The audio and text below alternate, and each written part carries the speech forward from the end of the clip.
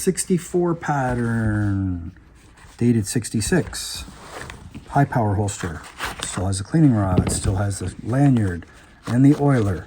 No magazine, which is fine. Mint condition. I saw it and went, you know, I have to have that because it is mint. So I figured I'd put that back in. I'll leave it for now. I'm not going to worry about it. So there's that. Mint condition stuff like this is harder to find now. Holsters, truthfully, in general for the Canadian military are post-war especially, are harder to find. You find a lot of the wartime ones, but post-war, because we had so few pistols being issued to officers, is a lot rarer. But you know what? I had to buy it because it was mint. Mint stuff always sells. This is a Snider-Enfield Martini Henry. Okay. Well, my employee is going to say it's Martini Henry, but I'm going to say it's Snider-Enfield. But whatever. It's a Yadigan, which is a sword bayonet. It's very well marked, not matching. So the markings are on the guard here, and also on the knob for the throat, for the frog. Unfortunately, it's not regimentally marked. That's a rack number. Sometimes you would find a stamp on here. There is no stamp. That's to put it onto the rifle. I'll have to wipe this off after. But it's a nice shiny blade in nice condition. A lot of times the scabbards are ruined because they're not taken care of. So this one is 100% unplayed with. It's in really nice condition and it hasn't been broken or fixed, so that's good. The wrinkling you get from age, of course. So nice, very nice sword bayonet. Tunics, tunics, tunics. Right, so RCAF. Yep, so what, right? No, nothing, right? Until you flip it over and go, yeah, okay, I'm in. Navigator, nice wing, nice RCF wing. I've already checked this out. First thing anybody always does is look for a name, and it's been removed. It's the way I got it. I can't prove that he got an award. Unfortunately, sometimes there's a name in here. There's none, to the best of my knowledge. I don't think there's anything in the pocket. I didn't check the pockets, truthfully. No.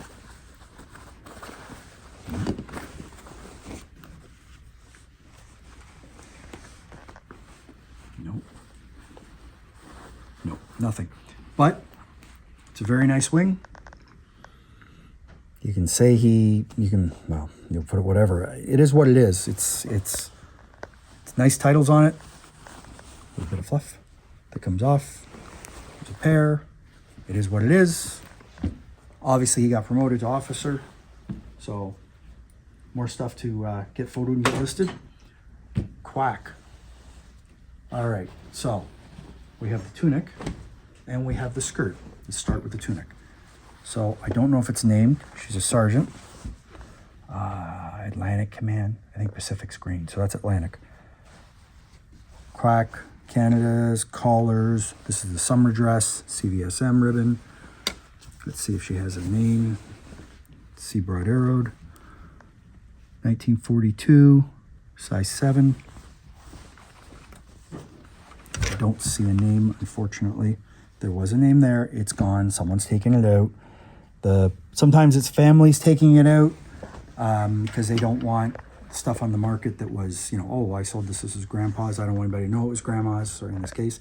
The other thing is that sometimes they take labels out because it clearly says that it's post-war and they want to scam someone. This obviously isn't post-war, but that's what people do, unfortunately. Just leave it alone. Don't touch. If it's post-war, just sell it as post-war. Why bother? But unfortunately, there's people out there who do those things. She was obviously very tiny because that's a very small skirt, which is good, but that's all right. Let's see. Tags washed out, unfortunately, from use. Let's see if there's any markings inside as we look up her skirt. Yes, I said that for my employee's benefit because he's going to roll his eyes. No markings at all. But there we go. Quack, tropical, sergeant. That's kind of cool. Nice piece. I'll get that processed. Wait a minute.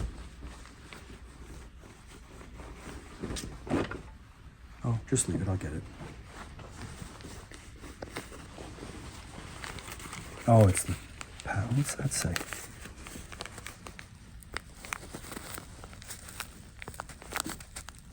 Contract number.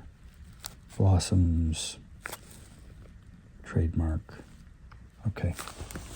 All right. So that is what it is. I bought these because I like them. They're post-war. They're what they are. Chief Warrant Officer / RSM, Royal Rifles of Canada. It's not mint. It's damaged. It's post-war, but it's neat. And then the Irish Regiment of Canada, same thing. I liked it, so I bought it. It's post-war, 1951 it looks like. So that's neat.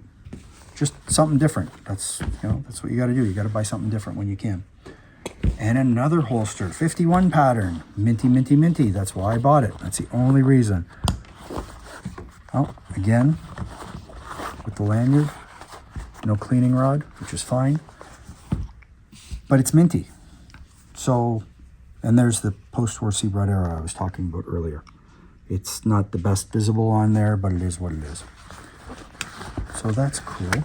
Put that away to get photoed. All right.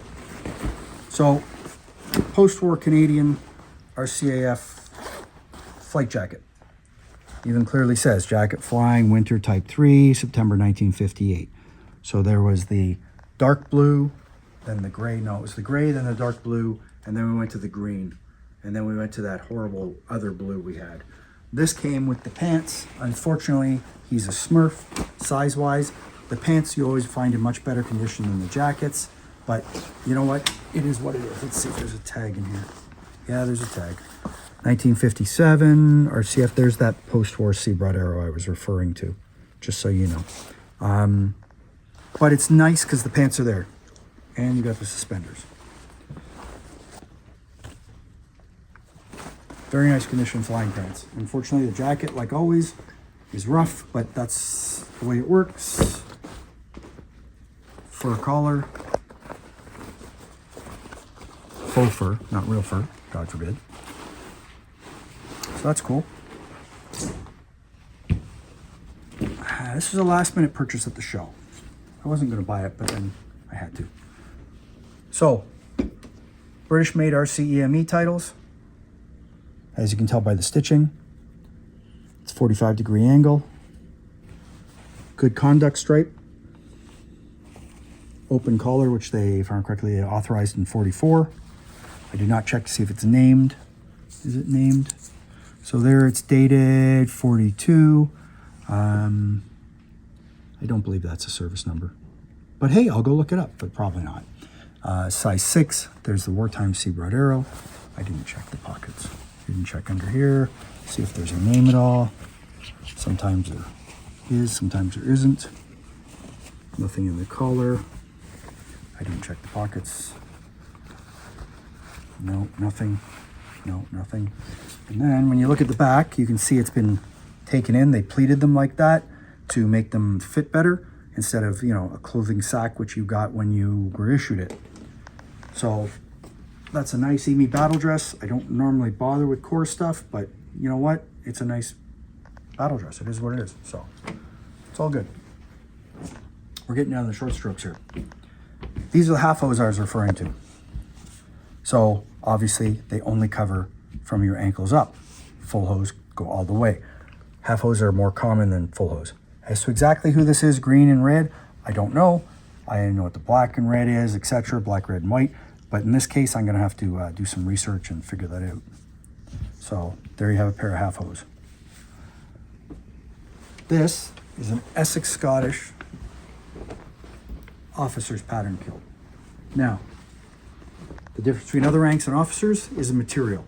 The officers has a much finer material than other ranks. How do you know that? When you feel it. You can feel it's much coarser when it's another rank's kilt than an officer's. I haven't even opened this yet.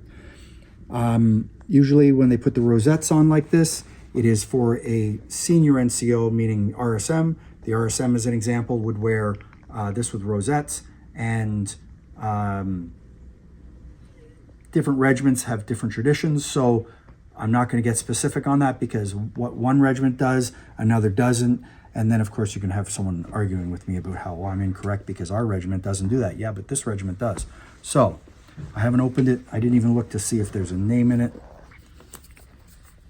Didn't see if there's a tag. Oh, there is.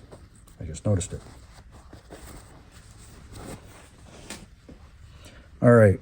Major Wilson, April 1961. Made by Anderson in Scotland.